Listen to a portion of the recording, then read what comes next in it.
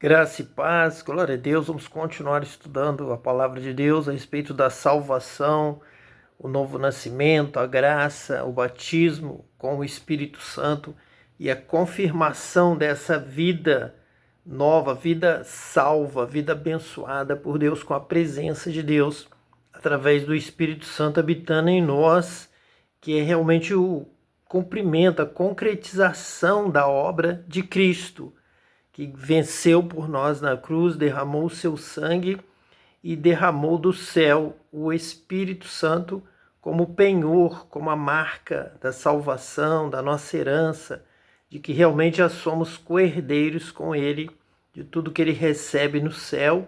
E o primeiro ponto, a primeira marca, o penhor, foi justamente o Espírito Santo que Ele derramou sobre todos nós. Vamos então para Efésios, capítulo 5, a partir do versículo de número 13. Mas todas estas coisas se manifestam, sendo condenadas pela luz, porque a luz tudo manifesta. Então, uma humanidade que vivia longe de Deus, tendo conhecimento já do bem e do mal, aberto seus olhos e vivendo na busca de um reino sem Deus, de glória, da torpeza, das obras infrutuosas das trevas que o apóstolo Paulo vem trabalhando, no versículo 11, versículo 12, ele então vai nos afirmar que quando nós conhecemos a Cristo, ele é a luz do mundo. Ele então revela, manifesta todas as coisas. Fica claro o que é bom, o que agrada a Deus. Porque Deus mesmo foi quem disse, lá no princípio, haja luz, e viu Deus que a luz era boa. Então, quem está na luz, quem vai permanecer na luz é quem faz a vontade de Deus. Tudo vai se revelar. O que for trevas, obras infrutuosas, são condenadas. Deus fez separação entre a luz e as trevas. E Cristo é a luz do mundo. Cristo é essa luz lá de Gênesis. Cristo é a luz divina, é a luz do céu, é a revelação do Pai, da glória de Deus, da palavra de Deus, da vontade de Deus, do amor de Deus. Realmente é Cristo quem nos revela quem é o Pai. E ninguém vai ao Pai a não ser por Ele. Então, todos que andarem na luz como Ele na luz está, têm comunhão uns com os outros, e o sangue de Jesus Cristo, seu Filho, nos purifica de todo pecado. Então é nessa redenção do pecado, do mal, tirar de nós este mal, nos lavar, nos purificar, é aí que nós podemos andar com Deus, entrar na presença de Deus e permanecer eternamente. A luz tudo manifesta. E a luz está em Cristo. A luz é Cristo para realmente nos trazer a vontade de Deus. É exatamente isso que Paulo vai continuar trabalhando agora nos versículos seguintes que estaremos lendo.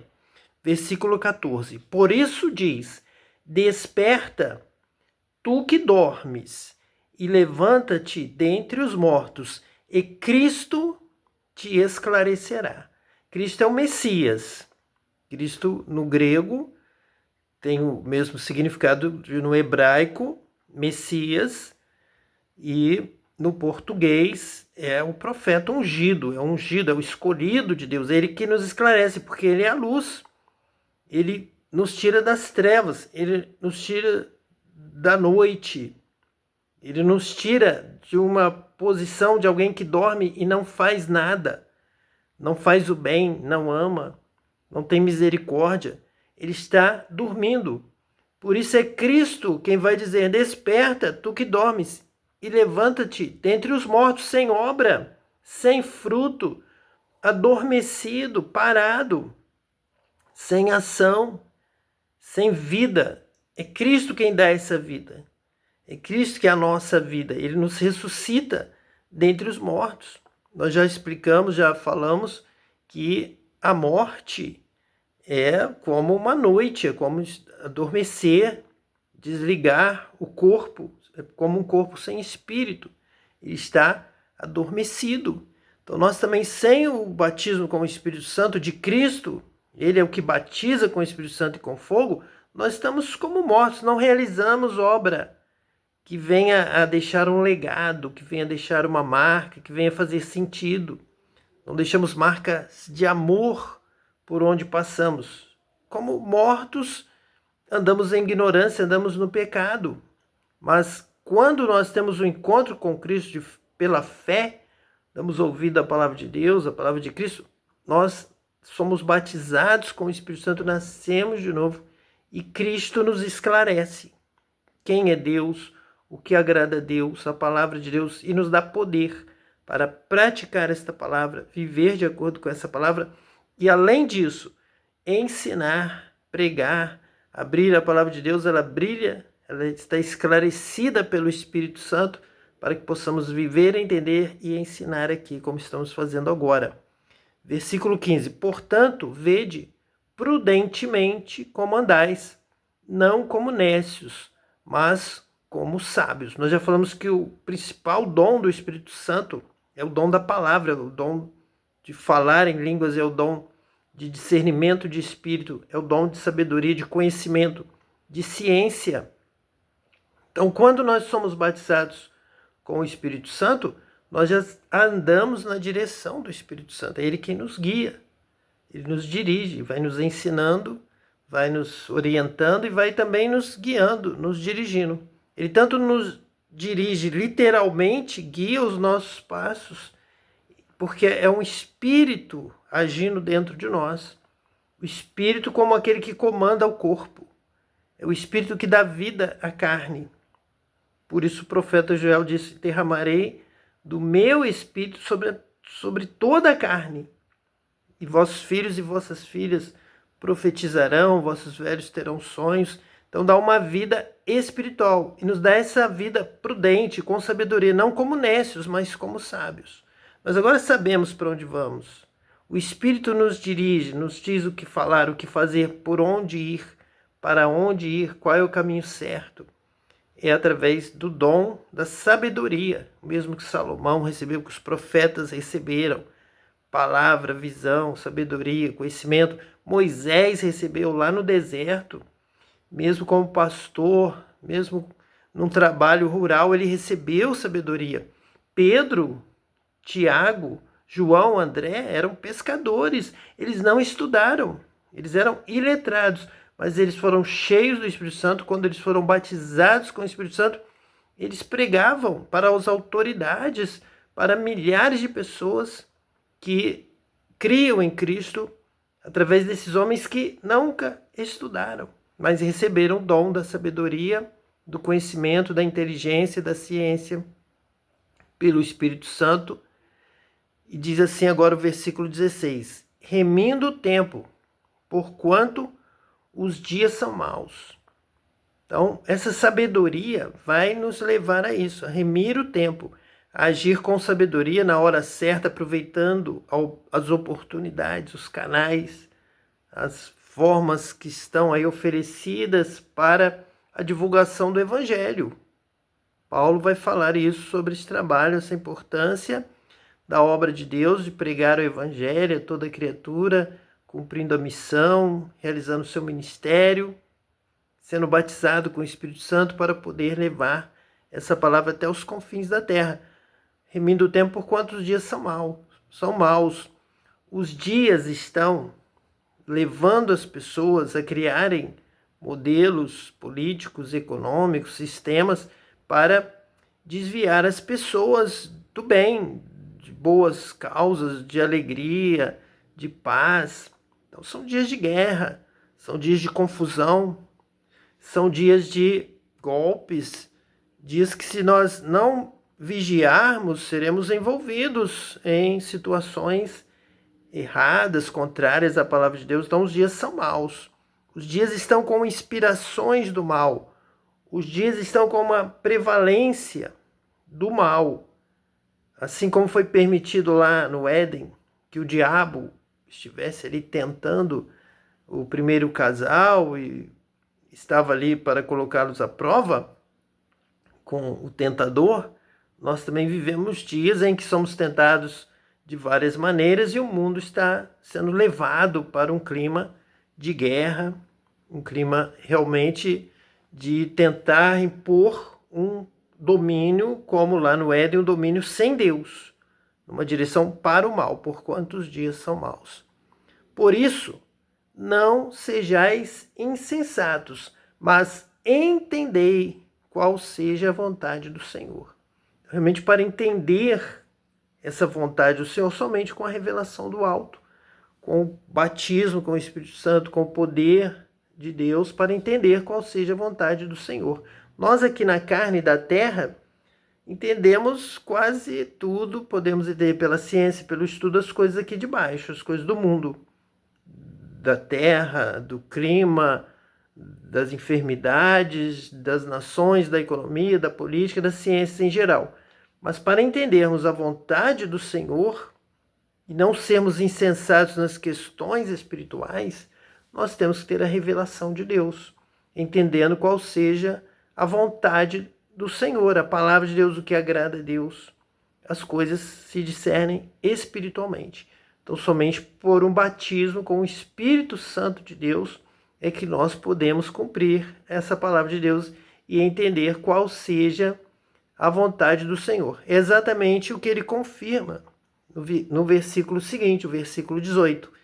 E não vos embriagueis com vinho, em que há dissolução, mas enchei-vos do Espírito. Então nós temos que ouvir a palavra com fé. Vem a fé vem pelo ouvir a palavra de Deus. Então, essa fé vai trazer este propósito de ser cheio do Espírito. Porque é sendo cheio do Espírito que nós entendemos a vontade de Deus, vamos agir como sábios, vamos viver de forma prudente, seremos esclarecidos por Cristo e vamos andar na luz. Tudo que nós lemos aqui do versículo 13 até agora. Tudo isso que nós citamos é encher-se do Espírito. Nós nos enchemos do Espírito quando cremos, pela fé vem a sede do Espírito, o desejo do Espírito, e buscamos e clamamos e pedimos e oramos. Vamos ter alguns outros versículos na sequência que vão nos dizer mais alguma coisa sobre isso. Mas então, mais do que o propósito de se embriagar, é o que o apóstolo Paulo está dizendo. Vamos ter o propósito de ser cheios do Espírito, porque ele aqui, quando ele diz, não vos embriagueis com vinho, ele não está dizendo, não bebais o vinho, não olhais para o vinho neste momento, neste versículo. Ele está dizendo, tem o vinho. Muitos vão desejar muito vinho. Um vinho além da medida, além do que nós costumamos dizer da moderação.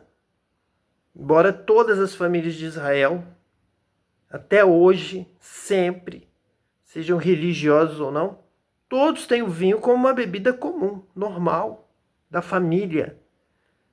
Estivemos também na Europa, Suíça, Portugal, todos os cristãos têm, em vários outros países. Tem o vinho, principalmente países do norte, países mais frios.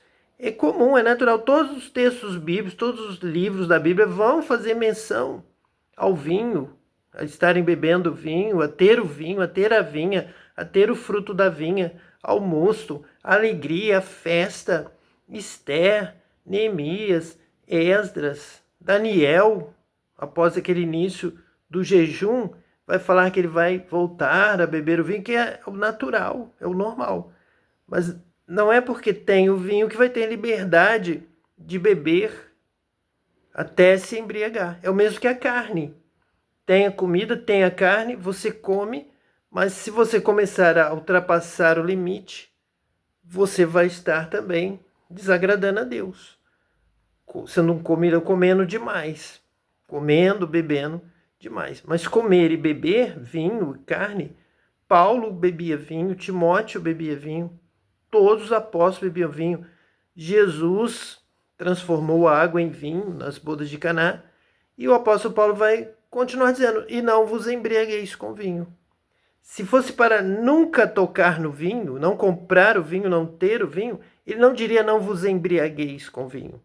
Ele diria, e olhem que ele escreveria, e lembre-se que nós não bebemos vinho, Nós que não bebemos vinho, mas nos enchemos do Espírito. Não é isso que ele está dizendo. Ele está dizendo, não vos embriagueis com vinho, em que há dissolução na embriaguez. Mas enchei-vos do Espírito. Vamos desejar algo do céu, vamos desejar a mais. Eu quero obedecer a Deus, eu quero conhecer a Deus, eu quero andar em sabedoria, entender qual seja a vontade de Deus, não ser um nécio, mas ser sábio, remir o tempo, ter o esclarecimento, a revelação de Cristo, ter vida com abundância, todas as coisas sendo manifestadas, toda a vontade de Deus, pela luz, pela revelação de Deus. Então tudo isso vem pelo batismo com o Espírito Santo, enchendo e permanecendo cheio do Espírito Santo, dando lugar ao Espírito Santo de Deus. Falando entre vós em salmos e hinos e cânticos espirituais, cantando e salmodiando ao Senhor no vosso coração. É uma continuidade da palavra de Paulo do versículo anterior, mas enchei-vos do Espírito. Sendo cheio e buscando me manter cheio do Espírito, eu vou dar lugar às coisas do alto, às coisas do céu, às coisas espirituais, às revelações, os cânticos espirituais, os hinos, os salmos, cantando e salmodiando ao Senhor no vosso coração. Isso é muito importante. Nós recebemos a vida de Deus para vivermos com Deus. Nós fomos criados com essa alegria, com essa paz, com tudo que temos, com nossos olhos, com nossa boca, com nossas mãos, nossos pés, para tudo servir a Deus, ter Deus junto com a nossa vida. Vivermos com Deus. Deus abençoando a nossa vida. Deus nos dá tudo na terra. Deus viu que era bom? Bom para a nossa vida. Bom para estarmos com Ele. Bom para vivermos. Bom para sermos felizes. Bom para termos vida e vida com abundância. E sempre com a presença de Deus. Então é importante cantar e salmodiar ao Senhor no vosso coração, dando graças a Deus por tudo. É exatamente o que está escrito aqui no versículo 20, o versículo seguinte. Dando sempre graças por tudo a nosso Deus e Pai, em nome do Senhor Jesus Cristo. Então esse novo nascimento, esse batismo com o Espírito Santo nos faz dar a Deus toda a honra, toda a glória, todo o louvor, percebendo, entendendo, tendo sabedoria para dar graça a Deus, porque tudo vem de Deus. Deus criou tudo para nossa alegria, para nossa vida plena. E nessa alegria, Ele quer estar conosco. Ele quer participar da nossa alegria. Ele quer ser adorado, invocado, convidado a estar conosco. Deus, hoje eu quero ser feliz. Deus, hoje eu quero me alegrar. E eu faço questão que o Senhor seja o primeiro a estar comigo. Eu quero me alegrar contigo, porque eu quero te dar graças, Senhor, por tudo o que o Senhor criou e me oferece. E se eu tenho vida, se eu respiro, Senhor, se eu sou feliz, eu devo tudo a Ti, pois o Senhor é razão do meu viver, razão do meu existir, em nome de nosso Senhor Jesus Cristo, que nos revelou tudo isso e nos deu o Espírito Santo para nos dar conhecimento de todas as coisas e de sempre te agradecer, ó Deus, porque agora os meus olhos te contemplam, meus olhos te veem, eu vejo a tua glória e eu entendo que o Senhor fez tudo por amor. O Senhor nos amou primeiro e nos deu a vida. Viemos a existir, tudo veio a existir pelo teu amor. Muito obrigado, ó Deus. Eu te agradeço por tudo em nome de nosso Senhor Jesus Cristo. E que Deus te abençoe hoje e eternamente, em nome de Jesus Cristo, o Messias, o Senhor, o Filho de Deus, aquele que batiza com o Espírito Santo e com fogo eternamente. Amém.